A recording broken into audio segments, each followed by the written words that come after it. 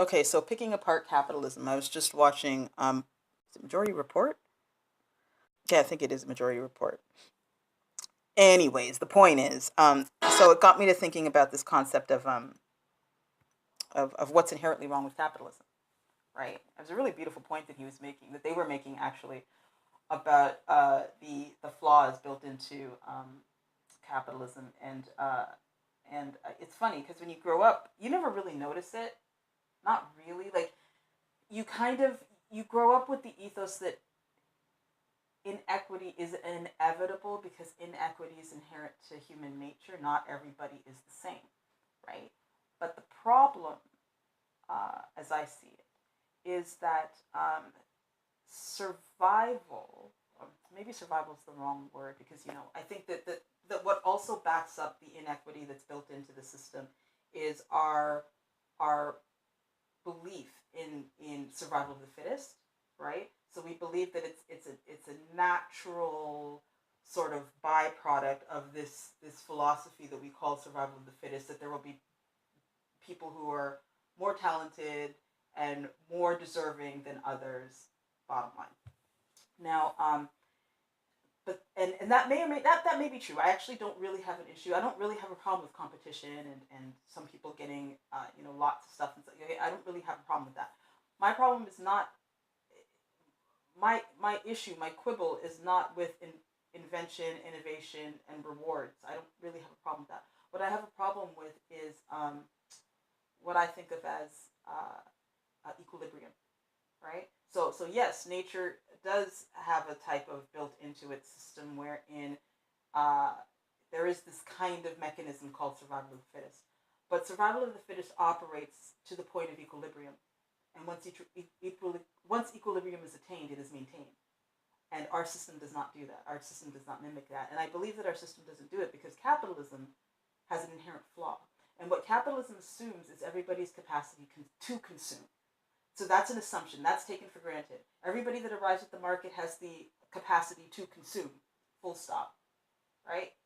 And everything else that happens as a aftermath of their ability to consume is is some sort of uh, consequence of quality, right? So I show up at the market with dollars in my pocket and I buy what I like because that thing is built well or designed well or meets my needs.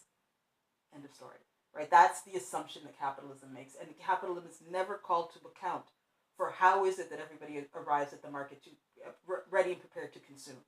Right? What is that mechanism? What does it look like, and is it real? And I think that's where capitalism, that's where the cards start to fall apart. That's where you see that the house is in fact built upon cards, because that presumption is where the flaw is, right? Because your ability to show up ready to consume, your ability to participate in the market as a consumer, um, is completely dependent on your ability to earn.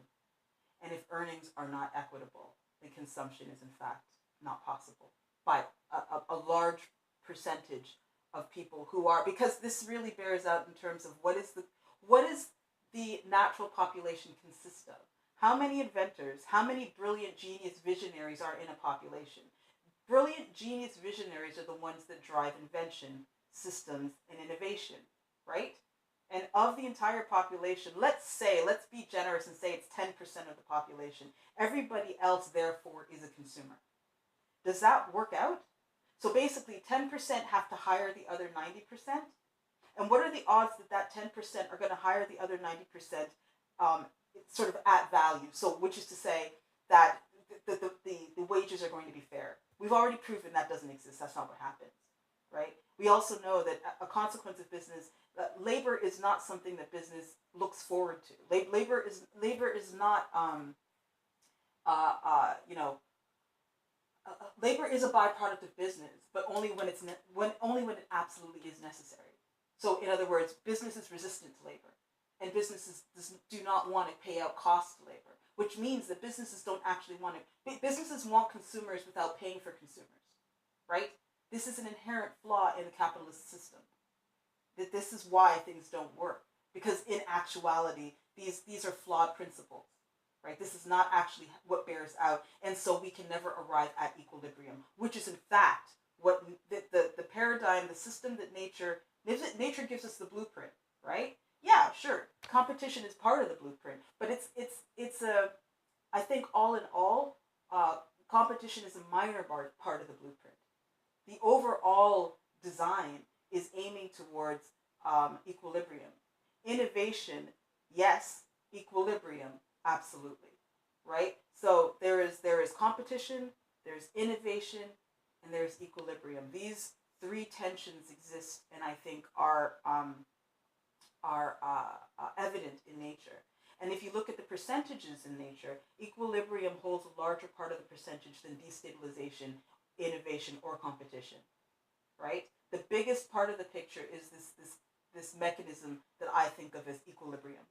And that is what our system has a really hard time maintaining, because equilibrium is usually some form of exploitation and riding the backs of the unfortunate.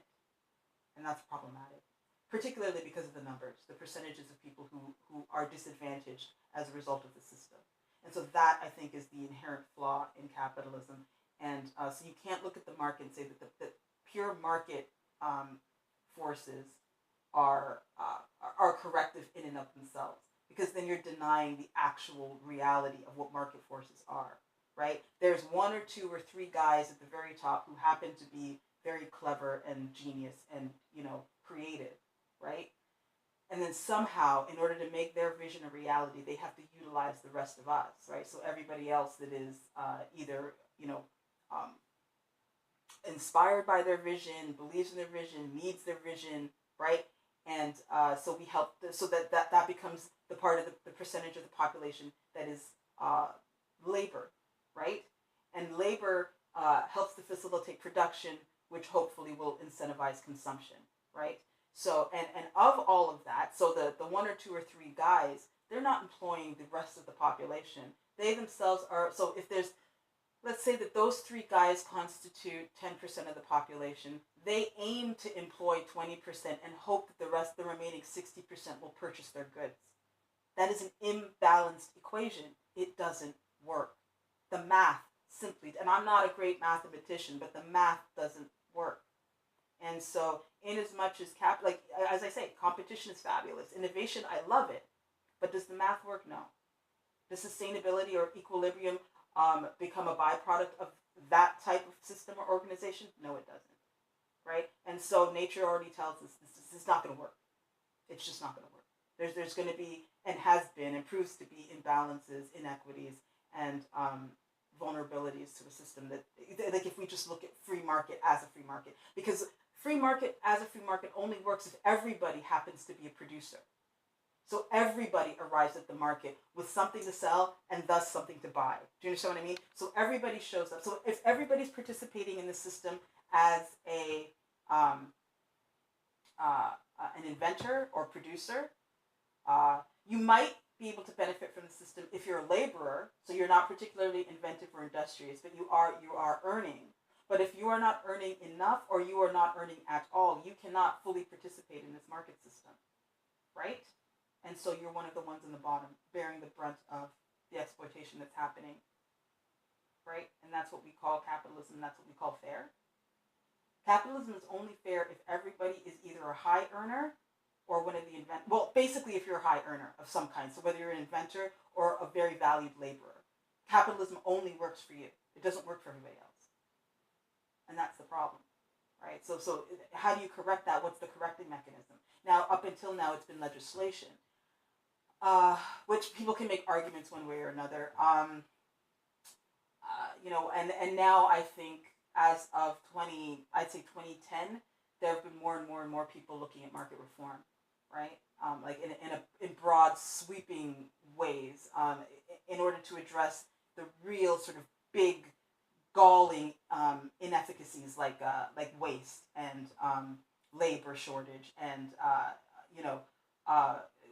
and then all of these issues with respect to debt and all of these things. So as you look at the big picture of it, there's more and more people that are going, wait a second, no, we really need to rethink this, because and I don't think, again, this isn't about hating on capitalism or hating on rich people or hating on, no, this is about, is this working in the long run? Is this, big question mark, sustainable? Can this be maintained, right? And maintained in such a way that we don't resort to um, the types of sort of uh, banality, where people can actually point fingers and be like, that was just evil. That was just evil enacted on a person or people, right? There's no other word for it, right? And I don't think anybody wants to participate in a system that visits evil on other people, right? I mean, I'm a Westerner, right? And I feel like I love to shop. I love products. I'm a fully fledged, card carrying capitalist. But I'm not so married to the idea of capitalism that I would be comfortable with the types of practices that leave people homeless and exploited and ruined for generations. No, no. I'm thinking we can do better. I'm thinking we can sit down and think about this differently. Is what I'm thinking, and I don't see what's wrong with that. I don't think that makes you like anti-capitalist. I don't think that makes you unpatriotic. I don't think that makes you a tree hugger. I don't think that makes you a pinky leftist. I don't think any of those things. I think that when you look down the road, and you wanna hold to account the choices that you made, and you want to feel like you were somebody who was a responsible citizen, right? That you were conscious and conscientious of these things, of all of these things. That you have every right to protect your interests, right? Your labor market, your neighborhood, your family. You have every right to be invested and interested in protecting those, but not at the expense of somebody else. I don't believe that that's a right. I mean, insofar as you have every right to go for yours and do what Again, I don't have any issues with that, but be honest about it. Look at the big picture. These are not isolated. These things aren't isolated from one another, and there's nothing wrong with seeing them as consequential. You know, at least being able to see the correlation if you can't see the causation. If you're not willing to accept responsibility and to that extent, at least acknowledge that there's a correlation and that perhaps there are measures and ways that we can approach this that correct some of these inequities. And that does that make you some sort of I don't know. Does that signal to you that you would have betrayed something or somebody by participating in the market or participating in these conversations in such a way that acknowledges acknowledges that exploitation and inequity have been a consequence of capitalist practices up until now, right? Because I think that largely we're just unwilling to sort of look at it for what it is, right? The same way that we sort of freak out about debt, and there's all of this debt rhetoric, but it doesn't really there's all of this, like, people are like chirping, like just chirping about it, but not really actually dissecting it, getting into it, and figuring out how to address it or how to think about it. And even to the effect of just saying, you know what, I don't think that we get to correct it. I think that we have to think of like a sort of monetary reforms, in the same way that we have to think of looking at this market reform in terms of sort of reassigning value in such a way that we are actually accounting for resources as opposed to assigning value to human labor. That what we want to do is make checks and balances in such a way that our resources are plentiful and recycled and renewable, right? We also want to think about we basically want to reform everything. And I don't think it's reform as in I don't think if this is rolling back the clock. So we go back to 50 years ago because it was oh so good then. I don't think that we're talking about reform in terms of like eliminating reward systems or eliminating money or anything. I don't think along those lines. I think it's simply being more honest about how business actually functions and the consequences of poorly managed systems and poorly managed accounting. And that the consequences, the ramifications are real, right? And holistic, because we in fact live in a system, and it's just, because somewhere in the world somebody's banking and making $10 billion a year, there's a consequence of that somewhere else in the world, right? And that's not because that guy is evil. It's not because that guy is terrible. It's because we in fact live in a system, and it's a closed system. The earth is a closed system.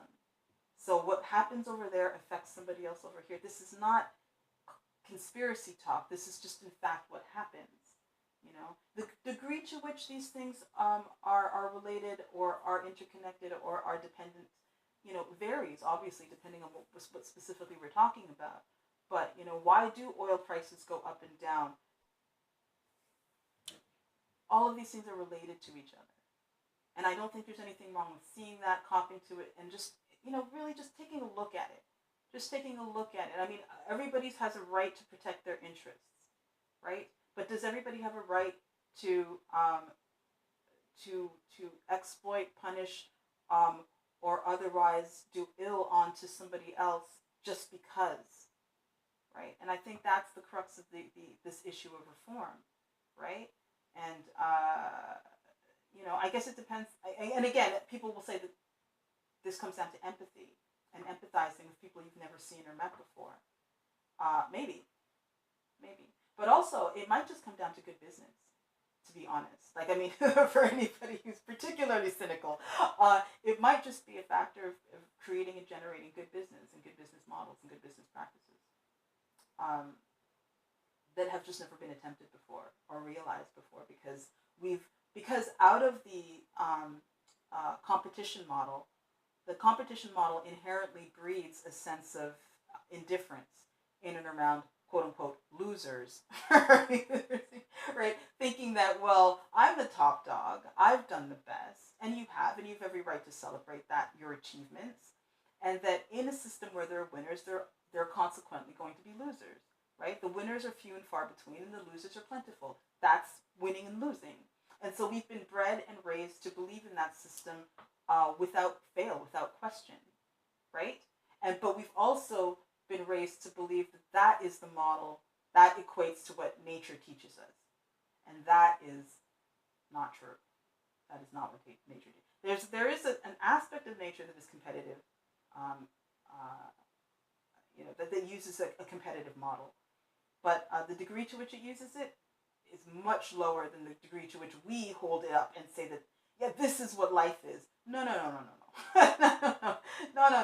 There is far more equilibrium and cooperation in nature than there is kill or be killed. Nature, has innovation, disruption. Nature shows us all of those models, and it also shows us a really high degree of time and patience, trial and error, variation, and yes, equilibrium. So the degree to which we can practice that as a species, if we're oh so ready and eager and willing to use nature as our model, right? Then that would call into question why we are not more focused on things like cooperation, patience, time, equilibrium as systems of, operation.